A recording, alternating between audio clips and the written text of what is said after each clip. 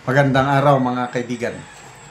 Bigyan natin ng reaction, opinion itong post ni Dr. Rob Rances. Sabi lang niya, you cannot even find saldi. Isinare ni Dr. Rob Rances ang statement ng DILG Secretary tungkol sa Pilipinas na gagawin niyang one of the safest country in the world. Sabi niya, give me a few months. Gagawin ko ang Pilipinas na isa sa mga pinakaligtas na bansa sa buong mundo. Wow! Galing, ano?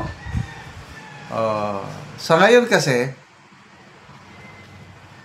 inamin ni Secretary Remulla sa isang gathering early this year siguro, gathering ng mga tourism executives o nasa tourism business. Inamin niya na talagang ang perception ng foreign tourist ay magulo ang Pilipinas, hindi sila safe, kaya hindi sila talaga pupunta dito. That's public perception. Inamin niya. So siguro na-challenge siya na mga ilang buwan lang daw eh. I don't know how many months. Tapos mga pronouncement niya, he will invest. Gagastos ng malaki. Ang matandaanan kong paggastusan niya is CCTV camera. Sa bawat kanto daw, sa buong Pilipinas, pupunuin ng CCTV camera. Ang tanong, granting na I don't know how many billions of pesos na taxpayers money ang gagastusin, tayo rin ang gagastos niya. Will it solve yung peace and order situation in our country kahit maraming CCTV camera? To me, I don't think so. It will not solve. Ang mga adictos, benedictos, nag-iisip din yan, mga masasamang tao. Alam na nila kung anong gagawin. Hindi yan ang solusyon para maging ligtas ang Pilipinas. Okay, magbasa lang tayo sa people who reacted. 9,100 nag-react, 8,700 ang tumatawa, 150 ang galit, 263 lang ang nag-like sa kanyang statement. Ibig sabihin, walang naniniwala, 1% lang naniniwala kay Secretary Remulla. Okay, Ryan Marte, sabi niya, we're not born yesterday, kumag. Otsoyso, early campaign promise ba yan? Sige, pagbigyan for the so-called benefit of the doubt. Pa-upgrade naman po muna yung gamit ng Bureau of Fire Protection, jail, facility at PNP na kadalasan ay supported ng local LGU.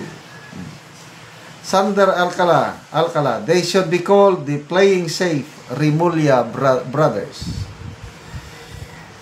Bojia, gadamgo kanoy. Tell it to the Marine, sabi ni Charlie Argota.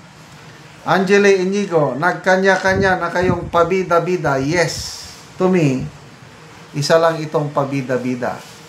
Baka pwede pa sa Davao. Ito, June Acevedo. In other places, everyday life feels like a survival game.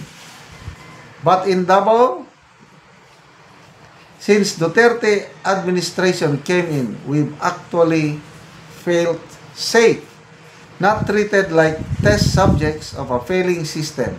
We were never victims of incompetence. Again, we are already 101% safe, period. Agree ako dito. I'm here in Mindanao. Ilang beses na akong nakapunta ng Davao. There's a feeling of safety, of comfort, ang disiplina. Takot akong magpatakbo ng mabilis sa Davao eh. Kasi policemen are everywhere. Balita nga, pati ata si I don't know kung mayor pa siya noon o itong vice president na siya. Na over-speeding si Ma'am Inday Sara nung pinara siya ng pulis ba o traffic aid. Nung nakita niya na Inday Sara, ay sorry ma'am. Walang sorry. Aminado ako, nag-over-speeding. Tikitan mo ako. Ayun, tinikitan ng pulis o traffic aid si Ma'am Inday Sara. I don't know kung mayor siya noon or vice president siya. I think mayor pa siya noon. Ganun ang good governance sa Davao City. Malinis.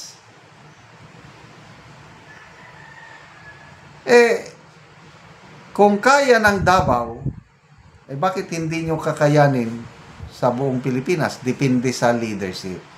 Kaya lang kung ang klase ng leader, yung paganyan-ganyan lang yan, hanggang salita lang, I don't know. Sana nga magkatotoo ang promise. Basta, nangyayari na yan sa mga select LGUs. I believe hindi lang Davao. May mga iba pang LGUs na matitino.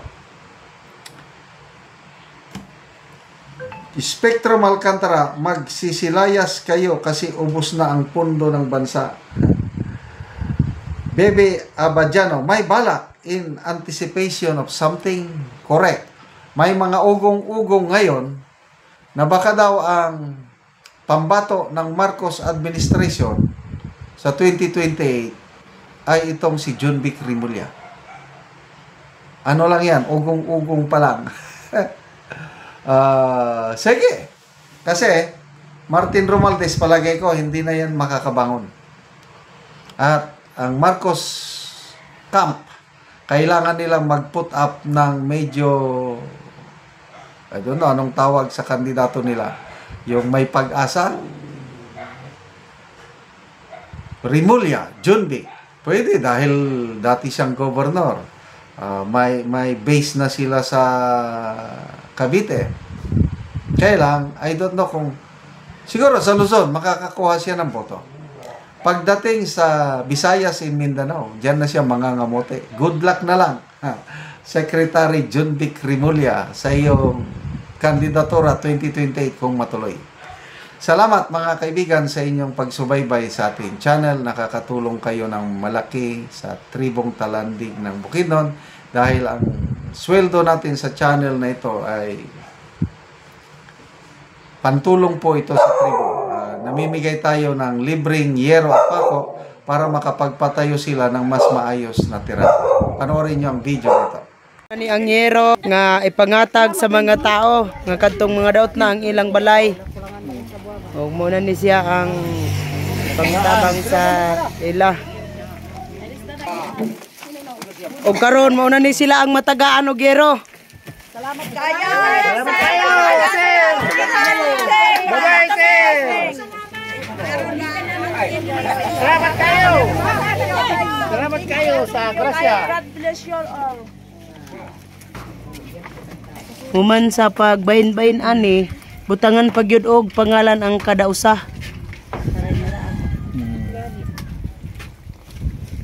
Ay, masilaw no.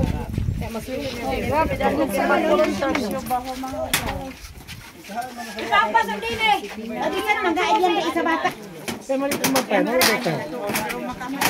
Tagpanon man ngay buka ka pato. Ari ni mo.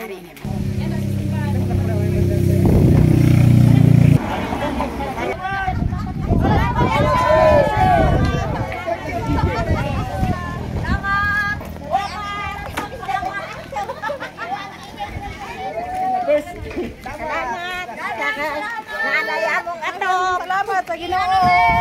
Salamat kayo, panalangin. Barong orasa, alas 12 ang takna. Lapasan niya ang dayob. Nik, di man sila ikutan. Ay palang ikutan. Ug karon mo na ni ang balay ni Kuya nga trapal lang, so natagaan namo siya og yero. Salamat kay sa Ginoo kay naay hinabang nga nakabot sa mua. Ibig na sir, salamat kayo. Oo. Pila na din ka kon niya imong atop, pila na ka bulan or tuig? Mga kuha naman eh. Wa pa yun yung magtuig. Oo. Pagkaudaan eh. Oo. So salamat kayo ya. Salamat.